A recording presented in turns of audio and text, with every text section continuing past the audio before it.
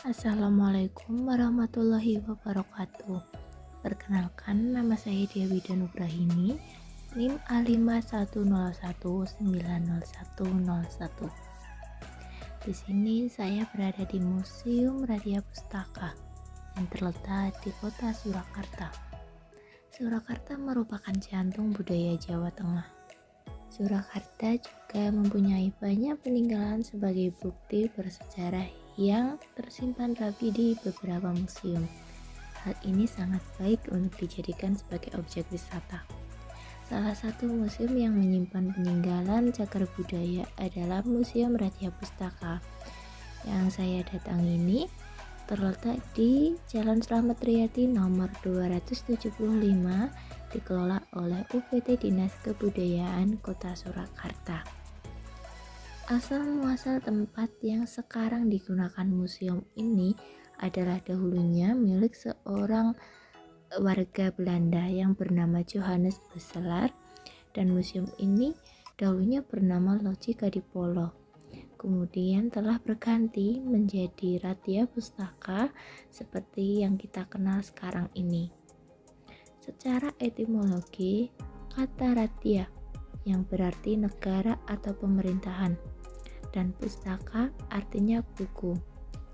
Dinamakan Radia Pustaka karena dahulu tempat ini digunakan untuk menyimpan surat kerajaan, dan seiring perubahannya, museum ini juga menyimpan beberapa benda lain yang berkaitan dengan kerajaan.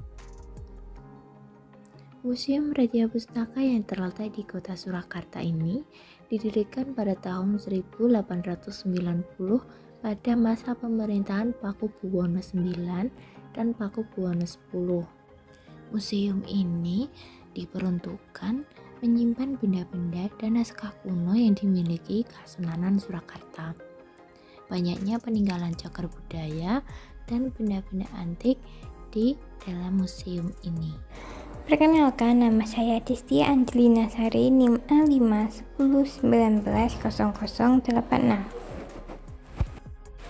Banyaknya peninggalan cagar budaya dan benda-benda antik di dalam museum tersebut menjadikan museum ini sebagai salah satu objek wisata bersejarah andalan di kota Surakarta dan menjadi salah satu objek wisata yang paling banyak dikunjungi di kota Surakarta. Mayoritas wisatawan yang datang ke Museum Radia Pustaka adalah untuk belajar atau penelitian. Dikarenakan museum ini merupakan salah satu museum tertua di Indonesia dan salah satu museum yang memiliki jumlah koleksi barang antik paling lengkap. Museum ini memiliki banyak koleksi berharga di zaman era kerajaan, seperti naskah kuno, arca, artefak, gerabah, wayang, maupun artefak yang menjadi salah satu bukti adanya pemerintahan kerajaan. Selain itu, terdapat pula buku-buku kuno seperti karangan Pakubuwono IV berjudul Wulang Reh mengenai petunjuk pemerintahan dan serat rama yang dikarang oleh Pujangga Keraton Surakarta bernama Yasadipura I tentang Ramayana. Di perpustakaan juga tersimpan mesin ketik Aji Saka yang memiliki huruf-huruf Jawa. Di halaman museum terdapat patung Ranggawarista, yaitu seorang pujangga besar di Surakarta abad ke-19. Di bagian serambi ada beberapa meriam beroda di bawah VOC di abad ke-17 dan ke-18. Juga beberapa meriam kecil milik Keraton Kartasura. Beberapa arca Hindu-Buddha seperti arca Dewi Durga, arca Bodhisattva dan Siwa yang ditemukan di sekitar Surakarta. Arca Duga Manisasuramadini yang berukuran besar di teras museum terbuat dari batu andesit. Ia dulunya adalah Dewi Parwati yang dikutuk oleh Siwa sehingga menjadi dewi berwajah raksasa. Arca tersebut digambarkan sedang berdiri sambil menginjak kerbau jelmaan Raja Asyura yang pernah menyerang istana Siwa di Kayangan. Nama saya Ayu Kusumawardani, NIM A5101901100. Secara tata ruang, di Museum Radia Pustaka ini terdiri dari 11 ruang pamer untuk menyimpan berbagai koleksi. Masing-masing koleksi dikelompokkan dan disusun berdasarkan kategori yang telah ditentukan oleh pengelola museum. Adapun 11 ruang di museum diantaranya: ruang arca batu, ruang etnografika, ruang keramik, ruang memorial, ruang miniatur, ruang numismatika, ruang perpustakaan, ruang perunggu, ruang Raja Mala, ruang Tosan Aji, dan yang terakhir, ruang wayang. Memasuki kawasan Museum Radia Pustaka, pada halaman depannya kita akan disambut dengan sebuah patung dada R.N.G. Ranggawarsita. Tepat di belakang dan depan patung tersebut terdapat sebuah prasasti bertuliskan aksara Jawa. Lalu di serambi museum, Anda bisa menemukan beberapa meriam peninggalan FOC pada abad ke-17 dan ke-18. Masuk ke dalam bangunan, ruang pertama yang dijumpai adalah ruang yang menyimpan berbagai jenis wayang. Perkenalkan, nama saya Reni Kurniasih, NIM A510190088.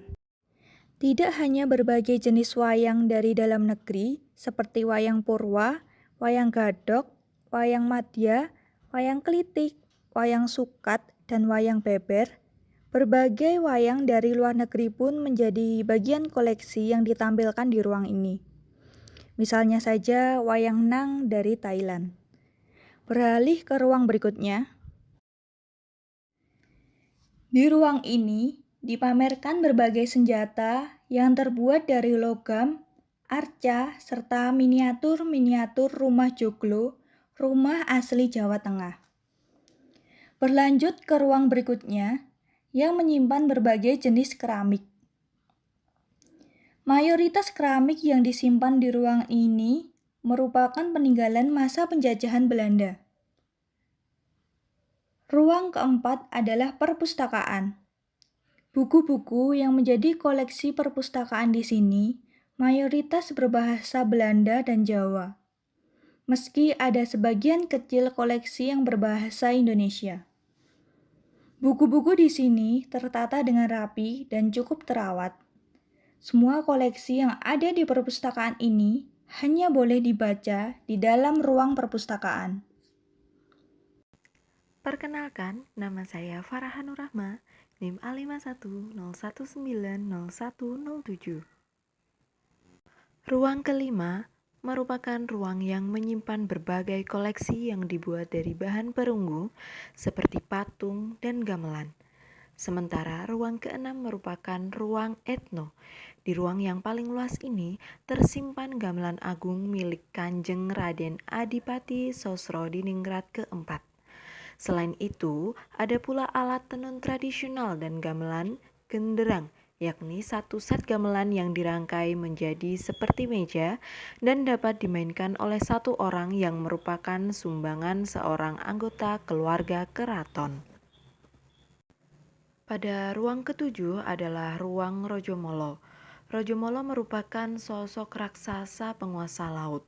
Patung ini merupakan karya Pakubuwono kelima.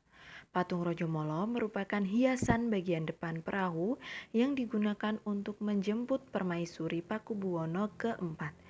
Di bagian belakang, ruang terakhir, terdapat maket, makam Raja-Raja Imogiri serta berbagai arca.